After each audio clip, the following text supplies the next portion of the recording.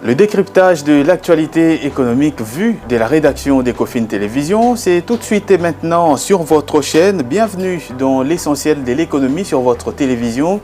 Trois sujets vont nous captiver aujourd'hui. Tout d'abord, la condamnation de l'ex-président congolais Joseph Kabila. Joseph Kabila, justement condamné à mort.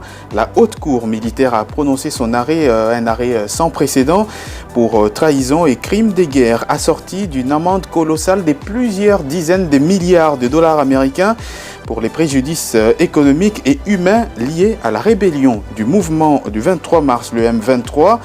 L'ancien chef de l'État, jugé par contumace, est désormais recherché. Alors la question est de savoir, cette condamnation marque-t-elle justement la fin de son influence et comment surtout l'État congolais compte-t-il recouvrer tous ces milliards en termes de dommages et intérêts? Nous nous posons ces questions dans cette émission. Et puis nous reviendrons aussi sur l'état de santé de la monnaie nationale, le franc congolais. Ces dernières semaines, le marché d'échange en République démocratique du Congo a observé un phénomène notable. Le franc congolais s'est apprécié face au dollar américain. Mais chose étonnante, cette embellie traditionnellement perçue comme un signe de santé économique est accueillie avec beaucoup de scepticisme par de nombreux experts dans le domaine. Leur diagnostic est en tout cas clair. Ce n'est pas le franc congolais qui a gagné en force, mais c'est plutôt le dollar américain qui a tout simplement perdu du terrain, principalement à cause des changements des politiques de réserve de la Réserve fédérale américaine. Alors question, le gouvernement de la République démocratique du Congo est-il en train de jubiler sans avoir transpiré? Mais surtout, que fait ce gouvernement justement pour profiter de cette situation? D'autant plus que ce qu'on obtient sans le moindre effort, on peut aussi le perdre en un claquement de doigts. Nous nous poserons donc cette question dans cette émission et puis nous chuterons par le FOMIN, le Fonds minier pour les générations futures. C'est en tout cas une demande qui pourrait être révélatrice de quelque chose. L'Observatoire africain des ressources naturelles, AfriWash en sigle, a demandé à la Cour des comptes de la RDC d'auditer la trésorerie du Fonds minier pour les générations futures, le FOMIN, on les rappelle, qui a collecté jusqu'à 460 millions de dollars américains. Cet argent vient pour la plupart des temps des 10% de la redevance minière, mais aucune transparence dans la gestion selon un rapport de l'ITIE. Qu'est-ce qui se passe exactement? Doit-on voir là le début d'un nouveau scandale financier en gestation? Cette question, nous la poserons également dans cette émission. Voilà donc ce qui va nous captiver aujourd'hui dans votre magazine L'essentiel de l'économie. Bienvenue à toutes et à tous. Et pour évoquer l'ensemble de ces sujets, je ne suis pas seul sur ces plateaux. Exceptionnellement aujourd'hui, accompagné des trois invités. Tout d'abord, Tony Antoine Dibendila. Merci d'être là. Bonjour. Merci beaucoup, Patrick. Bonjour. Merci beaucoup d'être là. Igor Buraka, bienvenue. Bonjour, merci Patrick. C'est un réel plaisir en tout cas d'être encore parmi nous. Bonjour Junior Badila. Bonjour, M. Patrick. Merci beaucoup d'être là. Vous êtes journaliste congolais résidant à Londres, mais surtout fondateur des AUK Radio, mais aussi ancien de la BBC au niveau de Londres, justement. Merci de vous joindre à nous pour cette émission d'analyse et de décryptage de l'actualité économique vue de notre rédaction. Et on commence tout de suite par le premier sujet. Joseph Kabila, l'ancien président de la République démocratique du Congo, condamné à mort. Mais ce n'est pas que ça, mais aussi cette peine est assortie d'une amende colossale de plusieurs dizaines de milliards de dollars américains en termes de dommages et intérêts pour les préjudices que la rébellion dont il est accusé de soutenir aurait fait subir à la République démocratique du Congo.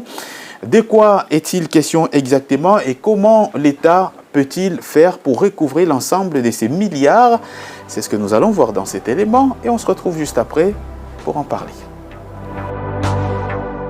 La condamnation par contumace de l'ancien président Joseph Kabila par la Haute Cour militaire de Kinshasa pour le chef d'accusation lourd tels que trahison, crime de guerre et participation à un mouvement insurrectionnel en lien avec la FC M23 marque un tournant majeur dans l'histoire judiciaire et politique congolais.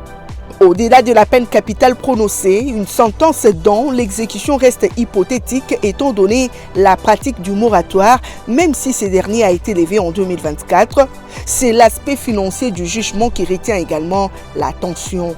La Haute Cour militaire a condamné Joseph Kabila à verser la somme vertigineuse de 33 milliards de dollars américains à l'État congolais et aux parties civiles, notamment les victimes de provinces du Nord Kivu et du Sud Kivu.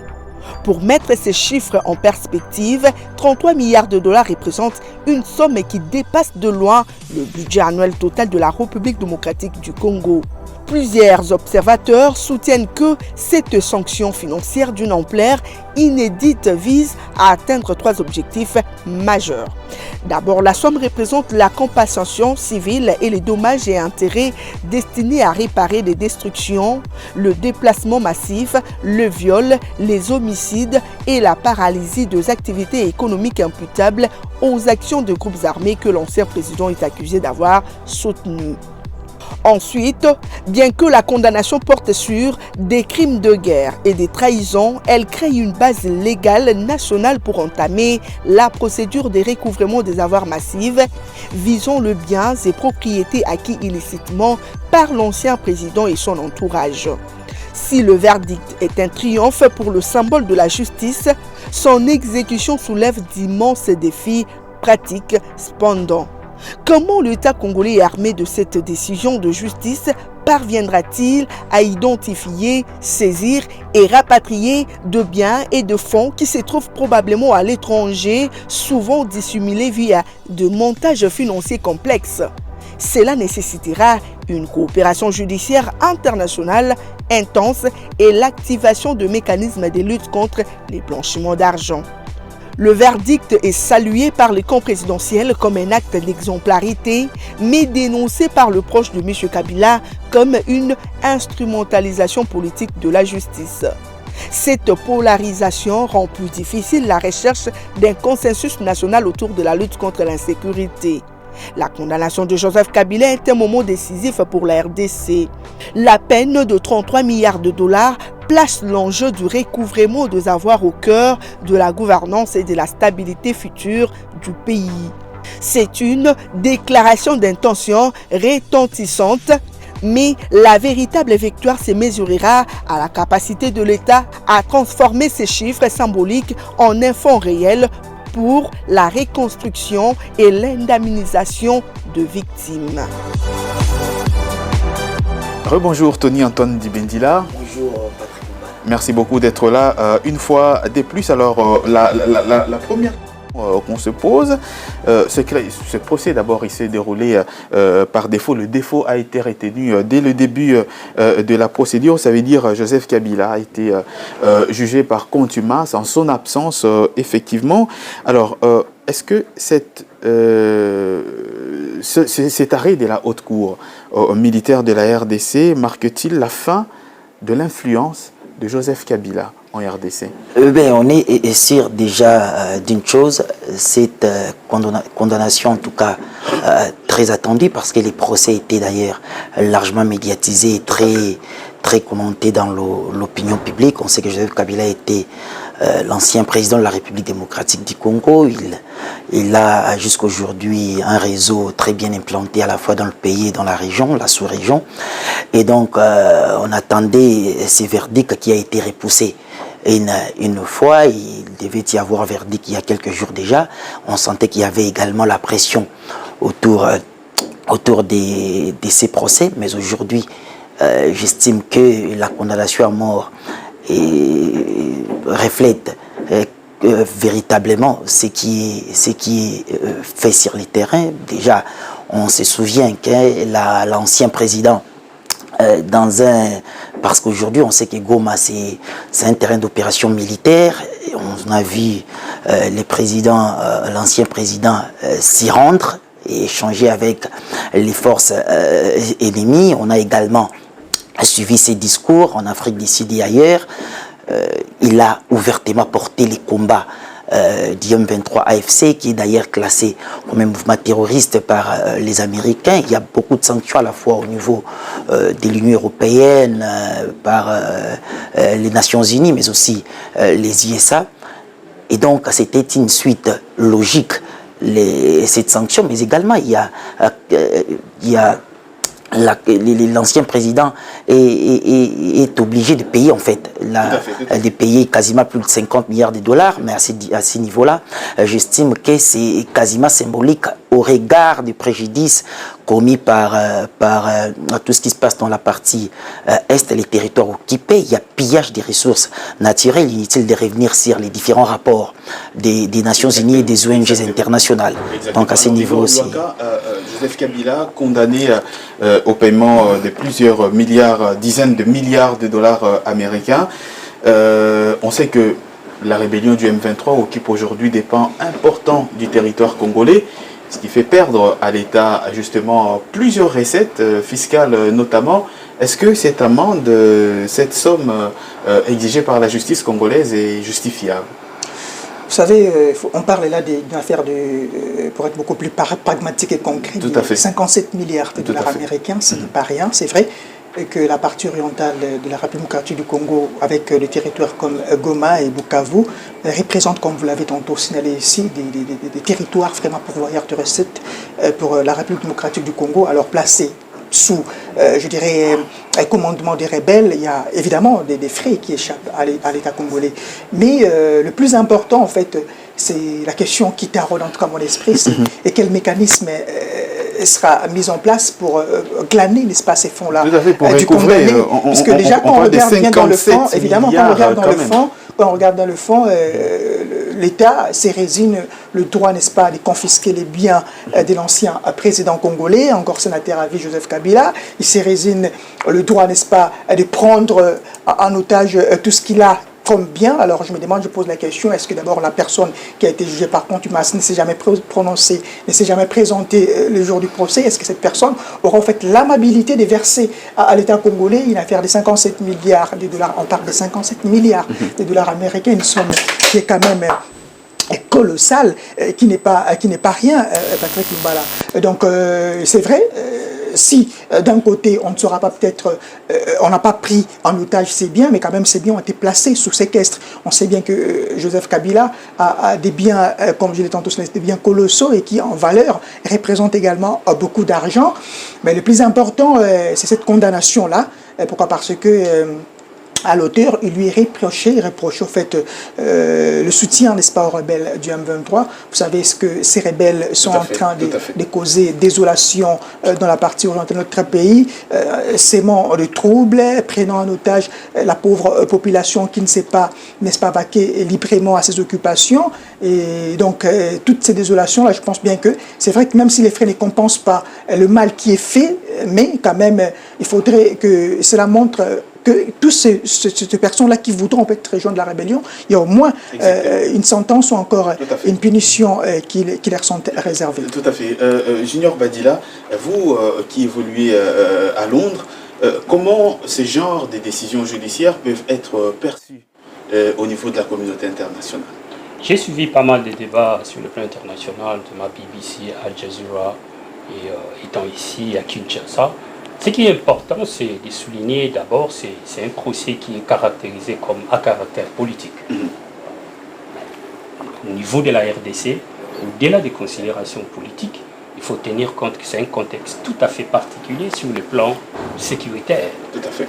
La haute cour militaire, d'abord, il faut tenir compte quels sont les objectifs de la haute cour militaire. Vous allez par là comprendre les délibérés de la haute cour militaire tient compte des fonctions même de militaires. Ça juge même la relation que les militaires ont par rapport à leurs fonctions. Et sur le plan sécuritaire, nous savons très bien que la partie orientale du pays est occupée par les M23 AFC. C'est depuis longtemps, ça fait, disons, le M23 était là depuis 2009, 2012, mais là c'est permanent qu'ils occupent. Avant c'était Bunagana, mais là ils occupent une grande partie de la partie orientale. Et pour les pays, comme nous l'avons souligné, c'est d'abord un manque à gagner. Mais sur le plan politique, sur le plan image, comme on dit country branding, sur le plan d'image du pays, ça montre qu'il y a encore une instabilité politique.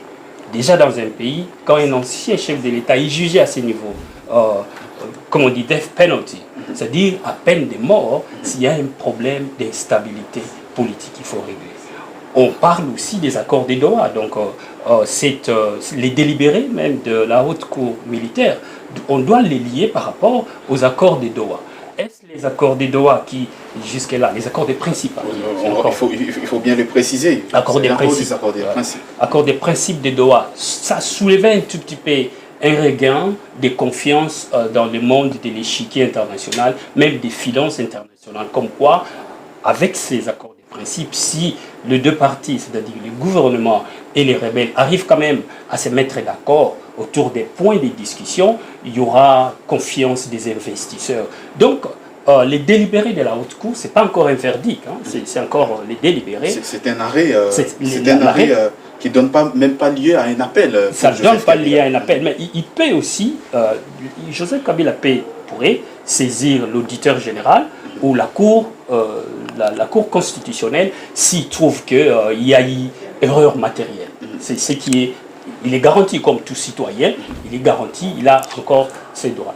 Donc, sur le plan international, ça montre l'image d'un pays qui est politiquement instable et économiquement et financièrement, ça pourrait affecter la confiance des investisseurs. Tout à fait. Effectivement, la confiance des investisseurs. Anthony Dibendila, comment la RDC, Igor l'a soulevé un peu plus tôt ici, 57 milliards de dollars américains, vous l'avez dit ici.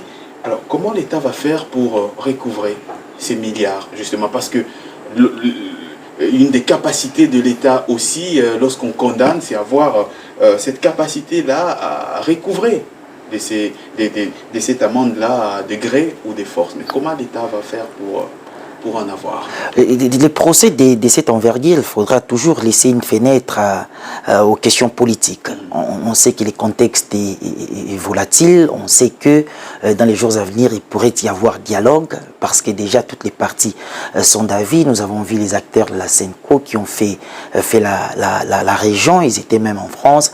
Nous voyons tous les jours l'évolution de la dynamique interne, les opposants sont ouverts à ces échanges, même l'ancien président qui a délégué ses collaborateurs en Afrique du Sud lors de la rencontre de la fondation Thabo Mbeki, bien que Kinshasa avait boycotté, mais Kinshasa laisse la porte ouverte. Nous savons donc qu'au moment de ces échanges-là, la question même de ces verdicts sera posée sur la table coûte qui coûte, parce qu'on ne peut pas échanger sans quand même qu'il y ait l'ancien président Kabila ou ses proches autour également de la table pour discuter de la situation politique. Pour l'instant, je ne vois pas la justice s'empresser à vouloir faire exécuter, parce que d'ailleurs vous l'avez souligné ici que c'est par contumace, il n'est pas sur place. D'ailleurs l'ancien président n'a jamais répondu à l'invitation, l'auditeur l'avait dit, il n'a même pas été représenté, il n'a envoyé personne, c'est-à-dire qu'il y a une sorte de méfiance à outrance. Nous avons également suivi ses collaborateurs tels que Barnabé Kita et Bin Karoubi qui quasiment traitaient ces procès des pacotis, ainsi de suite. Ils considéraient que c'est purement un manchin politique pour fragiliser l'ancien président Joseph Kabila. La question, c'est de savoir comment l'État va recouvrer ces milliards de dollars. Est-ce que d'abord l'État lui-même connaît les avoirs de Joseph Kabila? Mais bien entendu, quoique nous avons suivi, il y a eu des affaires énormes, des histoires des Panama Papers, on sait qu'il y a des fonds parfois qui sont cachés ici et là. Je rappelle que certains proches aussi de l'ancien président ont été cités dans des affaires aussi importantes. Ce qui est vrai, une partie des biens pourrait être retracée par les services, mais l'autre partie, on sait que ça sera, ça pourrait être hors circuit, donc difficile de connaître l'ensemble de ces avoirs, à la fois financiers ou matériels. Mais ce qui est vrai, avec les biens sur place, l'État a tous les mécanismes légaux pour pouvoir mettre la main sur des comptes bancaires si ces comptes-là existent, si ces comptes-là existent, mais aussi sur certains biens. Les biens sont connus ici, les biens de l'ancien président Joseph Kabila qui peut faire objet des gages en attendant l'exécution effective du verdict. Et donc, aujourd'hui, comme je l'ai dit tantôt, il y a toujours une porte qui est ouverte parce que déjà on est en pourparlers avec l'M23 FC à Doha et on sait que la justice congolaise présente l'ancien président comme le chef de ces mouvements et donc son cas sera probablement pris en charge au niveau de ces processus. Tout à fait. Igor Biorka, le cas de Joseph Kabila sera pris dans le cadre de ce processus. Quelle image cela renvoie justement lorsqu'on voit un ancien chef d'État condamné comme ça? Est-ce que cela contribue à l'instauration de cette paix tant voulue par l'ensemble des Congolais? Bon, parler de la paix, ce n'est pas encore le moment, d'autant plus que, n'est-ce pas, il y a des territoires qui sont encore sous occupation des rebelles et on est en train de voir dans quelle mesure récupérer ces territoires-là, même si ça sera par la voie diplomatique, encore par la voie de la guerre, là on ne sait pas comment ça va aboutir, mais le plus important, il faut noter, on a n'est-ce pas, placé à cette condamnation de l'ancien président Joseph Kabila une étiquette, n'est-ce pas, politique, voyez-vous. On a dit que c'était un verdict purement politique. Alors s'il faudrait peut-être se rabattre sur ces considérations politiques, moi je trouve que ça rétablit un peu fait l'équilibre. L'équilibre, pourquoi? Parce qu'on accuse le sénateur à vie Kabila d'être derrière, n'est-ce pas, le rebelle M23 FC, d'être en fait les commanditaires, je dirais, de ces groupes rebelles, et que pour le moment, le monsieur occupe, n'est-ce pas, des territoires qui représentent des milliards de dollars américains pour la partie congolaise. Alors pour rétablir un tout petit peu l'équilibre, il a fallu également poser un geste fort qui fera en sorte que, n'est-ce pas, en termes d'équilibre politique, de contraindre le sujet Kabila, de pouvoir également, tant soit peu, revenir à la raison. Parce que si on voit, n'est-ce pas, dans la considération d'une éventuelle, je dirais, d'un éventuel dialogue, voulais-je dire, dans la considération d'un éventuel dialogue, peut-être que le monsieur sera sur la table de contention, et sur la table de contention, il faudra avoir je dirais, des cartes fortes, des cartes fortes, voulais-je dire, des cartes fortes, et la carte pour la partie congolaise, c'est d'abord cette condamnation-là, cette peine de mort, mais également assortie d'une amende à hauteur d'un paiement, n'est-ce pas, à hauteur des 57 milliards de dollars américains. Justement, parce qu'on a parlé notamment des fenêtres politiques, est-ce que cette décision va souffrir d'exécution?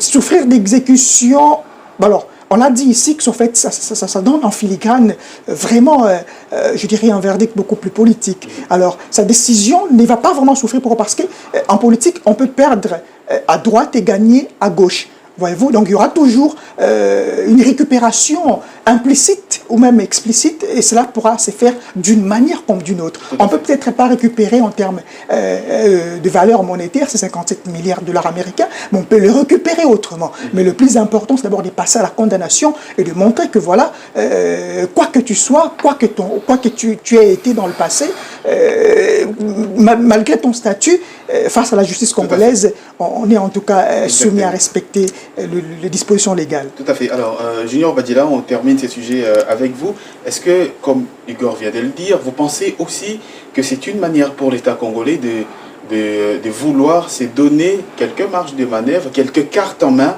dans l'éventualité, notamment de ce qui se passe à Doha, ou même d'un futur dialogue, que cet État congolais-là puisse avoir quand même quelques leviers à mettre sur la table dans le futur? Tout à fait, vous savez, la RDC, c'est un cas de colle au niveau des instances judiciaires internationales, notamment au niveau de la Cour pénale internationale. Quand vous fouillez même le dossier de certaines condamnations, vous trouverez que la RDC est vraiment en tête en matière de condamnation, des crimes contre l'humanité, tout ça. Et vous savez, la RDC, c'est depuis 1996 jusqu'à aujourd'hui que nous avons connu, c'est ce que nous avons connu.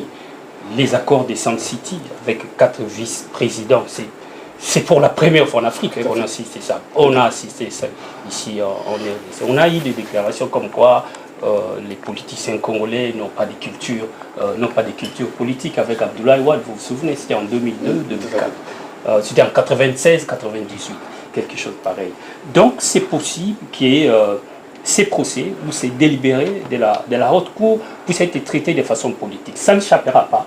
Et même si la haute cour militaire est jugée, comme il a dit, selon Kikaya, des pacotilles, des machines politiques, dans les circonstances actuelles, avec la partie orientale qui est occupée, avec les manques à gagner, vous savez, les sites miniers des Rubaya, selon les rapports publiés par Genocide Watch, ça c'était en 2024, les sites miniers des Rubaya généraient une enveloppe de $300 000 les mois pour les groupes rebelles. $300 000 les mois. $300 000. Et ça transite par Kigali. Kigali est devenu un hub. Comme toujours, on le sait, même si aujourd'hui les instances internationales, les ONG commencent à les affirmer, maintenant, openly, ouvertement. Donc Kigali est les hubs, les points importants, cruciaux pour le transit de ces minerais. Donc c'est un véritable manque à gagner pour la RDC. Donc c'est non seulement pour les minerais, mais aussi on regarde en termes de l'administration. On voit une administration parallèle, on voit ces rebelles qui récoltent les recettes fiscales et tout ce qui va avec. Tout à fait, et sur le plan financier et économique, et aussi sur le plan coût humain. Ça, c'est un élément qu'il ne faut pas tenir, qu'il ne faut pas négliger. Quand vous êtes à l'étranger, on parle des coûts humains. Généralement, ils ont tendance, les organisations internationales humanitaires ont tendance à minimiser les coûts financiers, mais ils tiennent compte des coûts humains. Le nombre de déplacés internes, ça évalue au niveau de millions. Ça, c'est les Congo, la RDC, et je crois, les deuxièmes pays, je crois, après la Syrie, où il y a un nombre assez élevé de déplacés internes. Il y a aussi des réfugiés, non seulement au Congo qui traversent les frontières, il y a les réfugiés rwandais, les réfugiés burundais, les réfugiés ougandais, qui, déjà, les peuples qui s'est côtoyés, mais ils sont obligés de fuir pour leur sécurité. Donc, c'est cette escalade actuelle de disons, du M23 AFC, où Kabila est présenté, Joseph Kabila, ancien président, est présenté comme le patron, est très important. Donc les délibérés de la haute cour est une matière à traiter sur le plan politique. Donc Doha et Washington vont s'asseoir tout autour à discuter de ces délibérés. Ça n'échapperait pas. Donc c'est une matière qui sera sur la table des négociations, que ce soit à Doha ou à Washington. Que ce soit à Doha ou à Washington, et donc le futur nous réserve encore un peu plus et nous suivrons de très près l'évolution donc de ce feuilleton. On va changer des chapitres actuellement pour parler finance et monnaie pour être un peu plus précis. Ces dernières semaines, le marché d'échange en RDC a observé donc un phénomène très notable, le franc congolais qui s'est apprécié face au dollar américain, mais cette embellie est perçue par plusieurs observateurs avec beaucoup de scepticisme. Le diagnostic de ces observateurs est tout simplement clair. Ce n'est pas le franc congolais qui s'est apprécié, mais c'est plutôt le dollar américain qui a perdu du terrain. Alors la question est de savoir, le gouvernement congolais qui se greffe là-dessus, est-il en train de jubiler sans avoir transpiré? C'est ce que nous allons voir dans cet élément. On se retrouve après pour en parler. La République démocratique du Congo observe ces derniers jours un phénomène économique notable, l'appréciation du franc congolais face au dollar américain. Si ces replis sur le marché d'échange est un soulagement immédiat pour le pouvoir d'achat, une analyse rigoureuse révèle que cette embellie est un cadeau éphémère de la conjoncture internationale et non le fruit d'une amélioration structurelle interne. L'État congolais se retrouve, pour reprendre une formule, à jubiler sans avoir transpiré. L'appréciation observée n'est pas le signe d'une soudaine robustesse du franc congolais, mais plutôt la conséquence directe des nouvelles annonces de la Réserve fédérale américaine. Le dollar américain, qui sert de la monnaie de référence de l'économie congolaise, a perdu du terrain sur le marché financier mondial suite aux ajustements de politique monétaire de la Fed. Ces reculs internationaux du billet vert se répercutent mécaniquement à Kinshasa et dans tout le pays. Le franc congolais, dans un effet miroir inversé, gagne en valeur sans que les autorités congolaises n'aient eu à mener des réformes profondes. Cette dépendance met en lumière une vulnérabilité persistante. La République démocratique du Congo reste captive du cycle monétaire étranger, prouvant l'absence de véritable autonomie du franc congolais. Malgré la baisse du dollar américain, la baisse de l'inflation n'a pas suivi le même rythme. Cette asymétrie de prix est courante dans les économies fortement dollarisées comme la République démocratique du Congo. Si les commerçants sont rapides à augmenter leurs prix en francs congolais dès que le dollar américain monte pour couvrir le coût d'importation, ils sont beaucoup plus lents et réticents à le baisser lorsque le dollar américain recule. Cette accalmie est fragile, soutiennent plusieurs observateurs. Dès que la Fed inversera sa politique monétaire ou que le dollar américain retrouvera sa vigueur, le franc congolais subira son effort interne pour le soutenir, une nouvelle et inévitable pression à la dépréciation. L'appréciation du franc congolais est une bouffée d'oxygène, mais elle ne doit pas masquer la nécessité urgente de réforme. C'est l'occasion pour Kinshasa de consolider sa politique budgétaire et d'accélérer les réformes structurelles avant que le marché international ne rappelle de façon brutale le prix de la dépendance.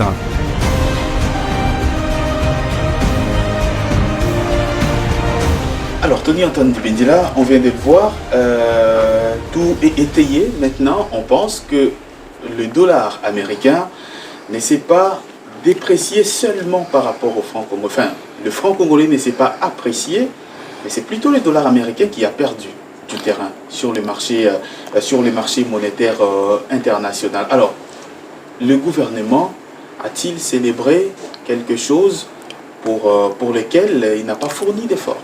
Non, je voudrais rapidement revenir sur cette question. En fait, il faut faire la part des choses à ce niveau-là. Ce qui est vrai, on sait qu'à l'échelle internationale, les dollars s'est déprécié. Il y a eu certaines décisions à l'interne, vous y ça, qui est des décisions qui ont entraîné à la fois, les experts qui l'ont dit, il y a eu à la fois les ralentissements de l'économie américaine, la dette c'est légèrement exagéré, il y a eu également la réduction du taux d'intérêt qui a impacté sur les investissements et cela a entraîné à l'international donc la dépréciation du dollar et cela a profité également à d'autres devises dont les francs congolais. Et donc aujourd'hui on a vu, nous avons tous constaté cette appréciation apparente parce que ce qui est vrai, il y a eu des éléments d'information qui ont fait croire qu'il y a eu véritablement une certaine appréciation du franc congolais. Mais ce qui est vrai aussi, une certaine coordination entre la Banque centrale du Congo et le gouvernement ont permis à ce que les francs retrouvent quand même un certain dynamisme. Parce qu'il faut noter le fait que nous avons tous suivi le vice-premier ministre en charge de l'économie nationale, Mukro Samba, qui a souligné le fait que, d'une part, la Banque centrale a quand même procédé au réajustement des réserves obligatoires, et d'autre part, il y a eu le gouvernement qui a quand même procédé à un resserrement budgétaire, des décisions qui ont quand même donné une certaine embellie au franc congolais, et cet ensemble des décisions bien ensemble avec cette dépréciation du dollar nous donne aujourd'hui ce que nous avons là, un franc congolais qui s'est quand même relativement bien comporté. Mais il faut quand même rappeler également que c'est sans précédent parce que généralement les taux, lorsqu'ils montent, il ne descend jamais, soit il reste stable, soit il continue sa montée. Tout à fait. C'est quand même un fait assez remarquable. On voit le taux qui baisse et qui baisse de manière sensible. Justement, c'est pourquoi il faudra prendre à la fois cette combinaison, dépréciation du dollar, des réajustements assez quand même des réajustements assez importants, assez convenables les réajustements de la BCC mais également du gouvernement. Cette combinaison là, mais ce qui est vrai c'est que cette appréciation ne s'accompagne pas et donc les prix des biens et des services ne suivent pas cette tendance là et donc voilà, c'est aussi une réalité constatée également. Ça, c'est une question que nous allons aborder. Igor Biwaka, vous pensez également, comme Tony Dibendila, que l'appréciation du franc congolais sur le marché monétaire est due non seulement au fait que le dollar a perdu du terrain, mais aussi parce qu'il y a eu des politiques bien coordonnées au niveau national? Vous savez, Patrick Lumbala, nous, on suit des prix, en tout cas, tout ce que la Banque centrale du Congo fait. Je crois bien qu'au on avait passé ça dans l'une de nos éditions du journal, lorsque la BCC avait injecté une affaire de 50 millions, n'est-ce pas, sur le marché des changes. Et on s'attendait à voir, évidemment, qu'il y ait, au fait, appréciation de la monnaie nationale, non seulement sur le marché parallèle, mais également à l'indicatif. Alors, cela maintenant a coïncidé avec l'assouplissement de la politique monétaire appliquée par la Réserve fédérale américaine, la Fed, le 17 septembre dernier, ce qui a conduit, au fait, au réajustement du taux d'intérêt directeur dans la fourchette comprise entre 4 et 4,25%, et ce qui a fait en sorte que, n'est-ce pas, le dollar américain, n'est-ce pas, perd un tout petit peu de sa valeur vis-à-vis de toutes les devises à l'échiquier international. Pas seulement les francs congolais. Pas seulement le franc congolais, vous verrez également avec les CD, avec le Ghana, bien d'autres devises au niveau international, tout comme régional, Patrick Lumbala. Alors maintenant, cela a justement coïncidé avec cela, ce qui a fait en sorte que, n'est-ce pas, que l'on puisse constater sur le marché des changes ces fluctuations autour du taux, évidemment, des changes, et puis également l'appréciation de la monnaie nationale. Alors maintenant, moi, les faits que je note, c'est quoi? C'est qu'il y a eu, au fait, après, il y a eu un manque de communication, c'est comme si l'effet a surpris le gouvernement. Pourtant, il y avait déjà des efforts qui ont été entrepris, n'est-ce pas, au préalable, en avant-plan, pour arriver, n'est-ce pas, à cette finalité-là, celle de la baisse du taux de change. Peut-être, Igor Buara, que le gouvernement a posé ces actions-là dans le but d'améliorer l'appréciation du franc congolais, tout en ne s'attendant pas à ce type de résultats. Parce qu'il faut quand même rappeler que ce n'est pas la première fois que le gouvernement pose ces genres de gestes, oui, ça date depuis longtemps. Évidemment, Patrick Lumbala, en fait, il n'y a jamais eu de tels résultats. Évidemment, c'est ce qui fait en sorte que, n'est-ce pas, sur le marché parallèle principalement, l'on considère tant soit peu cette, je dirais, appréciation comme étant une appréciation apparente, pourtant elle ne l'est pas.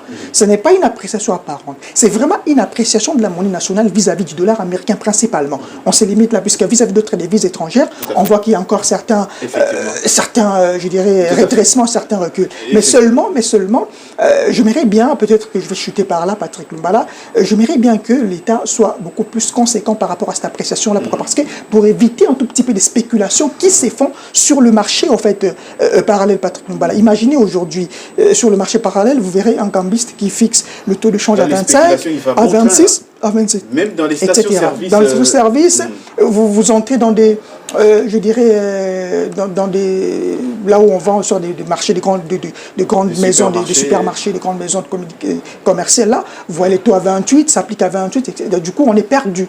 Donc, il faudrait qu'il y ait une communication officielle aujourd'hui. Je vais essayer un peu d'entrer sur le site officiel de la BCC pour voir combien s'est négocié les taux à l'indicatif comme on parlait. Mais malheureusement, le réseau était indisponible. Je ne sais pas si c'est un problème de mon téléphone ou pas, mais j'ai quand même eu également aller voir avec l'ordinateur. Je me suis rendu compte qu'il n'y a aucune communication officielle quant à ça. Donc, il y a en fait, on verse, c'est vrai que c'est une appréciation, mais une appréciation qui est très mal canalisée, et ce qui fait en sorte, n'est-ce pas, on est en train de tendre vers des spéculations, ce qui n'est pas intéressant. Et les spéculations vont montrer sur le terrain. Junior Badila, une appréciation qui a surpris même l'État congolais, on l'a dit ici, lorsqu'on regarde la courbe évolutive de la valeur du franc congolais face au livre sterling, face à l'euro, face à d'autres monnaies, on se rend compte que soit stabilité, soit le franc congolais se déprécie. Mais face au dollar américain, là, le franc congolais, curieusement, voilà, prend de la valeur. On a l'impression que c'est plutôt le dollar américain qui a plutôt perdu du terrain et cela a profité au franc congolais. Effectivement, comme Tony Tipendi l'a dit, j'ai suivi aussi Koko Samba, le vice-premier ministre de l'économie. Il a dit que c'est suite à la bonne politique entre le gouvernement, à la coordination de la politique monétaire entre le gouvernement et la BCC, je crois, la Banque centrale du Congo, qu'on assiste à cette appréciation du franc congolais. Mais il y a un élément qu'il faut souligner. Vous savez, la gestion monétaire, c'est parmi les grands enjeux de l'économie. Et la monnaie joue un pouvoir énorme dans les rapports entre les États, et même sur le plan national. On a déjà commencé à sentir, je crois en 2024 déjà, l'an dernier, le PIB de la RDC était équivalent, il était à peu près environ plus de 70 milliards de dollars. Tout à fait, un peu plus, 74 pour être précis. Oui, donc 74 milliards de dollars. Et la majeure partie de ces PIB était générée par les compagnies minières. Tout à fait. Et vous savez, quand j'ai suivi les vice-premiers ministres de l'économie, Moukoko Samba a dit, nous avons pris certaines mesures à la veille de l'échéance fiscale. Vous savez, toutes ces compagnies minières qui prêtent de pouvoir faire leur, avec l'échéance, remplir leur échéance, auront besoin de la monnaie nationale. Alors, ces mesures ont permis à ce que ces multinationales minières sont allées sur le marché chercher la monnaie nationale, la monnaie locale. Ce qui a fait que les francs congolais est devenu de moins en moins, est devenu rare sur les marchés, et ça a fait chuter les taux du dollar. Donc, c'est une mesure qui a été prise de façon sage. Mais aussi, il faut reconnaître que nous avons connu une stabilisation de l'inflation, c'est depuis l'an dernier. Je crois que ça fait au moins une année que l'inflation a commencé à se stabiliser. Donc tout ça, ça pourrait être, disons, la résultante de l'ensemble de tous ces indicateurs positifs. Merci beaucoup, Junior Badila. Alors, Tony Dibendila, vous l'avez effleuré tout à l'heure. La monnaie s'apprécie sur le marché d'échange, le franc congolais, mais en conséquence, la population, elle, s'attend à ce que, justement, qu'il y ait aussi la baisse des prix des biens de première consommation, ce qui n'est pas toujours le cas jusqu'à maintenant. Mais justement, ce sont les conséquences de cette appréciation apparente. Et donc, voilà la réalité que sur les terrains, il n'y a plus un seul taux. Le taux n'est plus, on ne sait pas combien revient $1 en francs congolais. Certains, c'est 2500 et d'autres 2600. Si vous vous rendez dans le supermarché, vous êtes à 28, c'est-à-dire 2800. C'est compliqué, surtout que nous savons que les cambistes chez nous, qui sont des acteurs quand même importants dans les marchés d'échange, ils jouent à la spéculation. D'ailleurs, la plupart n'y sont même pas agréés, ils n'y sont même pas reconnus officiellement. C'est un secteur, en tout cas en désordre. Aujourd'hui, c'est le problème. Le vrai problème, c'est que le portefeuille du Congolais lambda est très affecté. Parce que nous savons que pour économiser, on les fait en dollars. On sait que c'est une monnaie quand même assez forte. Exactement. Et donc, quand il y a une telle spéculation, vous êtes à 28, si vous avez un $100, c'est quasiment 20 000 francs qui est de perdu. Si vous avez des $100, c'est 40 000 francs. Parce qu'on vous présente des taux qui ne reflètent peut-être pas la réalité. Parce que déjà, si vous êtes dans un supermarché, on vous dit 28, comment expliquer qu'on prenne un cambiste, c'est à 25. Tout à fait. Donc, justement, ça, ce sont des mesures. La Banque centrale doit voir comment intervenir le plus vite possible. Nous avons diffusé ici des reportages dans des marchés. On voit comment est-ce que les Congolais se plaignent de cette situation. Oui, bien sûr, il y a appréciation du franc congolais, les taux a bougé, mais les prix restent statiques. Quasiment les prix d'avant. Les conséquences sont comme je l'ai dit ici. Et donc, il doit y avoir de communication officielle et puis des mesures vraiment pour stabiliser la situation, sinon c'est très compliqué. Effectivement, des mesures d'encadrement pour stabiliser la situation, parce que là, Igor Buaka, on se rend compte que la monnaie nationale prend de la valeur, mais curieusement, la population, elle, est en train de perdre son pouvoir d'achat. Parce qu'on le voit même dans le supermarché, vous l'avez dit, même dans des stations-service, lorsque vous y arrivez avec un $10 avec lequel vous aviez 10 litres de carburant avant, on vous dit notre taux c'est à 26. Vous voyez? Et puis après, c'est le Congolais lambda qui perd en ces cas-là. Est-ce qu'on peut conclure que voilà, c'est une appréciation qui a même surpris l'État congolais, et là maintenant on cherche les voies et moyens pour en sortir, mais en attendant, la population fait les frais. Oui, Patrick, vous savez, il ne faudrait pas que l'on reste dans ces paradoxes-là. Le paradoxe, je dirais, criant de la dépréciation de l'appréciation. Pourquoi je le dis, Patrick? Parce que lorsque la devise nationale s'est dépréciée, on s'est plaigné. Tout à fait. Lorsque la devise nationale s'apprécie, on s'est plaint. Tout à fait. Alors, il revient, n'est-ce pas, aux autorités évidemment compétentes, puisque là on parle des autorités, surtout là on voit, puisqu'il s'agit ici de mesures d'encadrement de la situation monétaire, on voit en priorité la Banque centrale du Congo. Il faudrait qu'il y ait une certaine communication quant à ce. Alors, comment faire plus pour capitaliser cette appréciation de la monnaie nationale. Il y a des mesures qui s'imposent. Tout à fait. Et parmi les mesures qui s'imposent, on a toujours dit qu'il faut revoir la fiscalité en devise nationale, Patrick Lumbala. Ça, c'est une évidence. Parce que déjà, pour le moment, on profite de la situation à l'échiquier international. Mais qu'est-ce que l'on doit faire à l'interne pour rendre bénéfique, pour rendre à notre avantage ces profits, n'est-ce pas, cette dépréciation du dollar américain à l'échiquier international. Alors là, il s'impose, n'est-ce pas, certaines mesures que je viens tantôt de citer ici, notamment celle, n'est-ce pas, de la fiscalité de la RDC en devise nationale, mais également il faudrait intensifier ce qu'on appelle cet effort de mobilisation des recettes, Patrick Lumbala. Si on les dit, pourquoi? Parce qu'une fois que vous intensifiez l'effort de mobilisation des recettes, vous faites en sorte que, n'est-ce pas, cette fiscalité que vous rapatriez, n'est-ce pas, en devise nationale, ça pousse inonder le marché de change, et par conséquent, vous verrez qu'on saura, n'est-ce pas, capitaliser cette appréciation-là.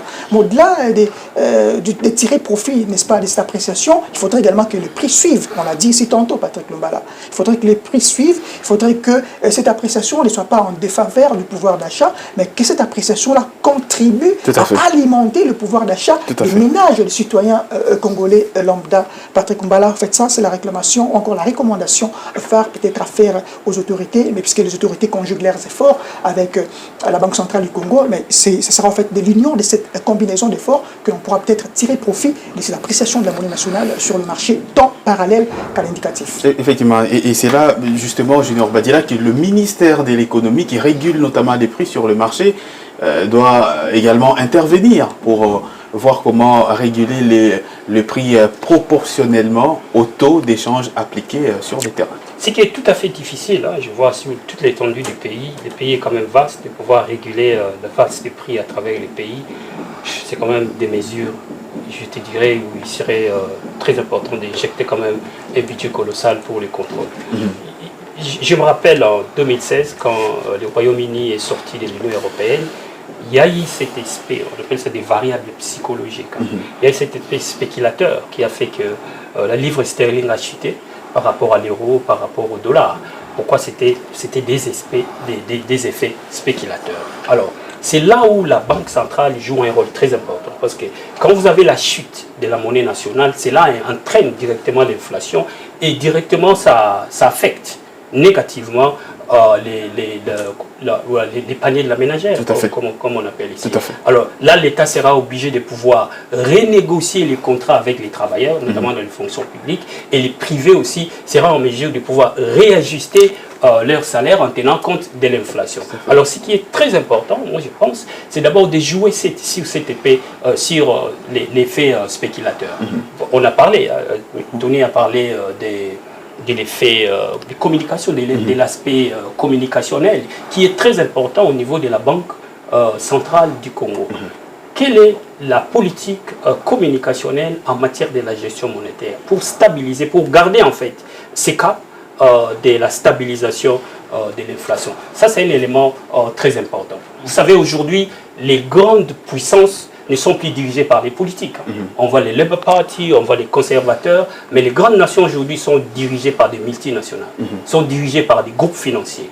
JP Morgan dirige des banques, les groupes comme Apple, les groupes comme BlackRock, on parle aux États-Unis notamment. Voilà. Donc, Fed est en train, comme aux États-Unis par exemple, London, Bank of England, ils sont obligés de pouvoir plier sur les injonctions de travailler avec les groupes financiers en matière de gestion, des effets psychologiques, des spéculations, comment est-ce que les banques commerciales sont en train de gérer cet aspect spéculateur, ce qui est très important.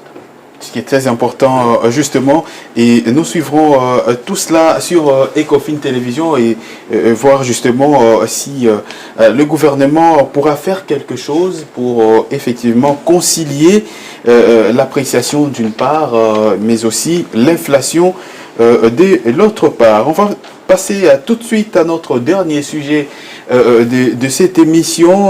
C'est une demande qui pourrait être en tout cas révélatrice de quelque chose. L'Observatoire africain des ressources naturelles, AfriWatch, invite donc la Cour des comptes à auditer la trésorerie du fonds minier pour les générations futures. Les Fomines qui, selon un rapport de Litier, a collecté au moins 460 millions de dollars américains cet argent qui vient principalement des 10% de la redevance minière. Est-ce qu'on est là à l'aube d'un nouveau scandale financier en République démocratique du Congo? Eh bien, c'est ce que nous allons voir et on se retrouve après pour en parler. Le fonds minier pour les générations futures est au cœur d'une vive polémique suite à la publication d'un rapport cinglant par l'ONG AfriWatch intitulé « Fomine va chialer pour le gouvernement et la présidence de la République ».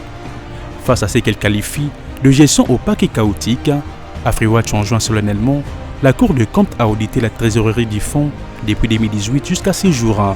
D'après un rapport de l'initiative pour la transparence dans les industries extractives, les Fomines a collecté une somme considérable provenant de redevances minières, 461 573 495 $ américains pour la période allant de 2018 à 2024. Cet argent est censé provenir de 10% de la redevance minière et est destiné à garantir la prémine en faveur de générations futures. Cependant, selon AfriWatch, cette manne financière fait l'objet d'une gestion dont la transparence est inexistante. Le rapport publié ce lundi 29 septembre 2025 met en lumière une série de constats alarmants concernant la gestion du fonds.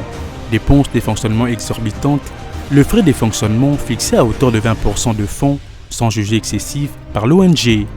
Détournement des vocations, le rapport dénonce l'utilisation et l'interprétation erronée de l'article 7 du décret numéro 23/05 du 20 novembre 2023 par le gouvernement qui aurait réduit les Fomines au prolongement d'un sous-compte du Trésor public.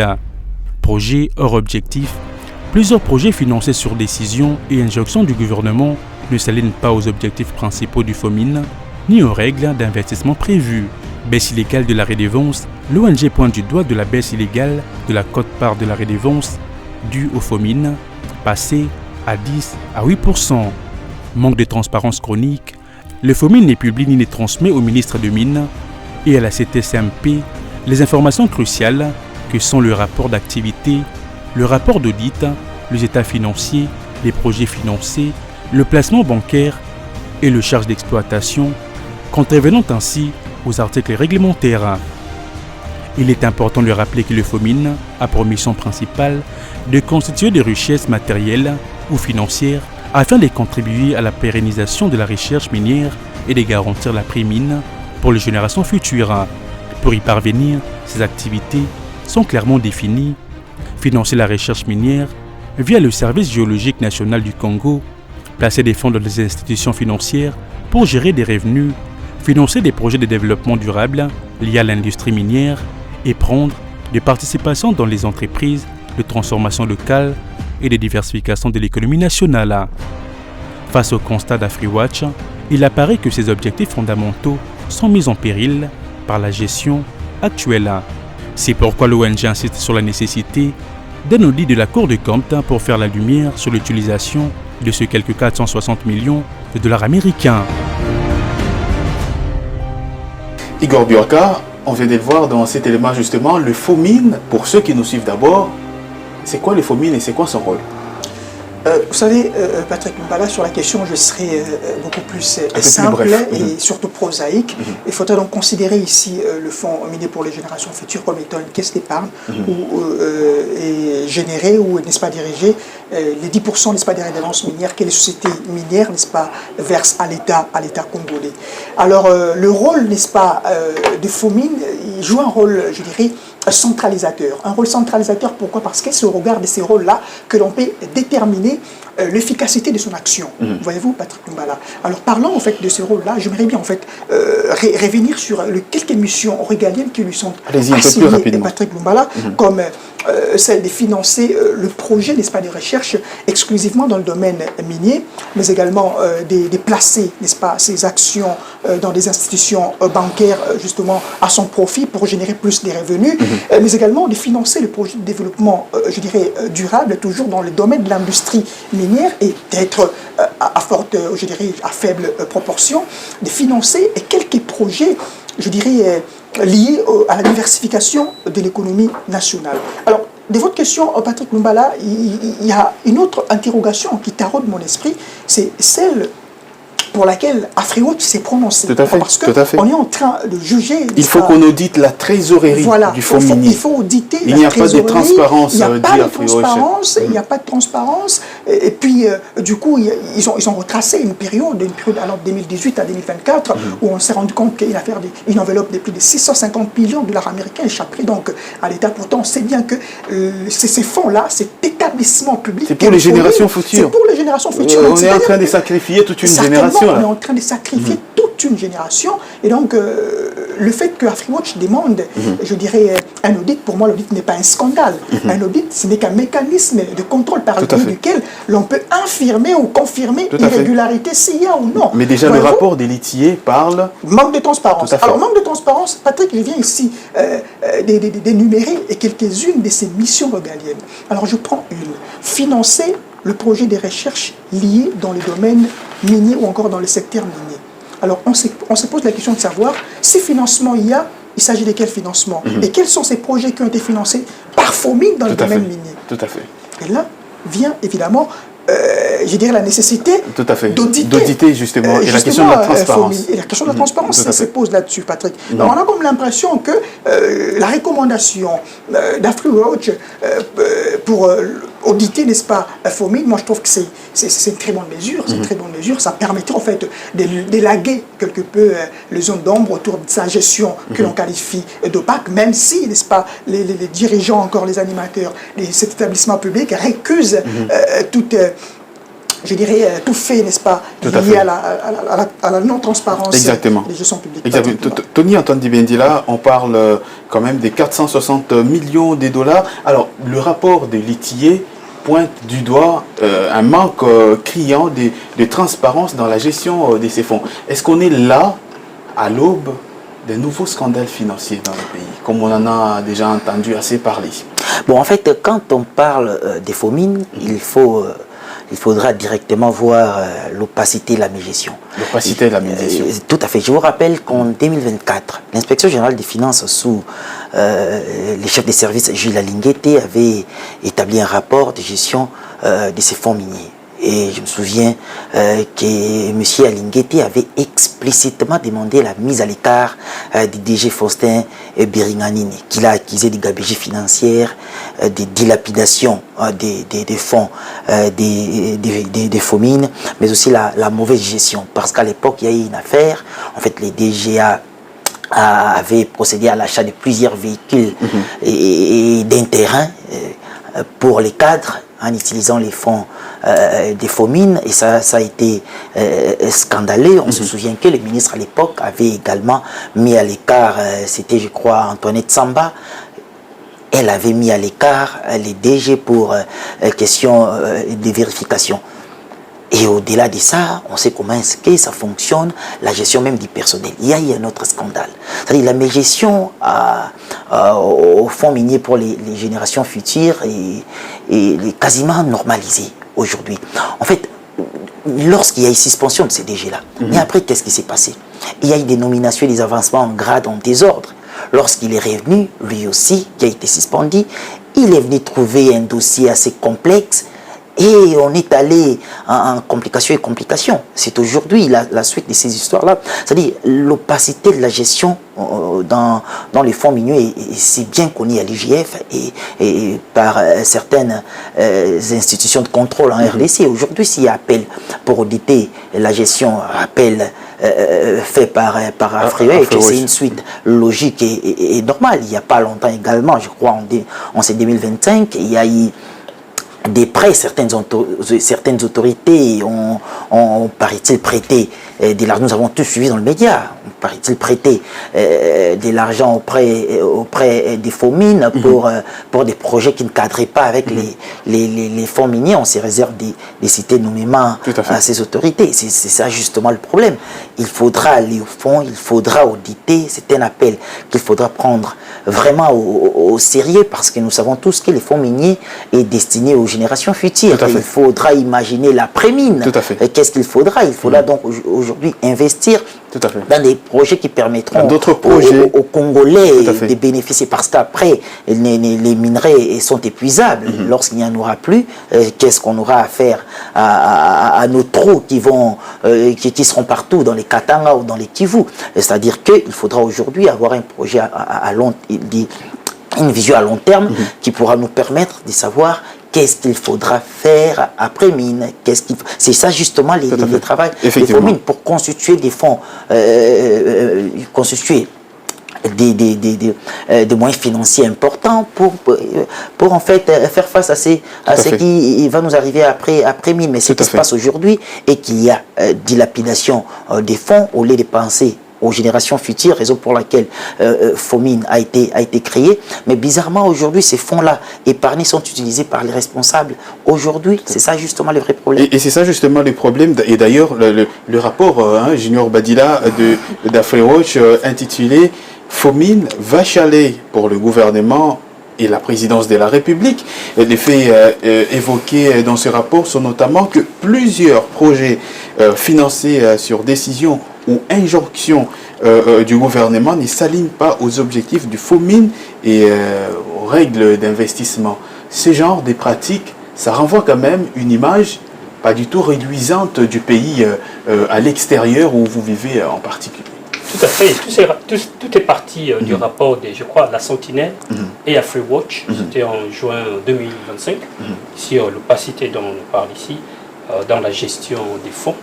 Et quand on voit déjà 100 millions de dollars affectés dans la construction du barrage hydroélectrique des KTD, ce qui n'était, ça ne rentrait pas dans le cadre de ces fonctions.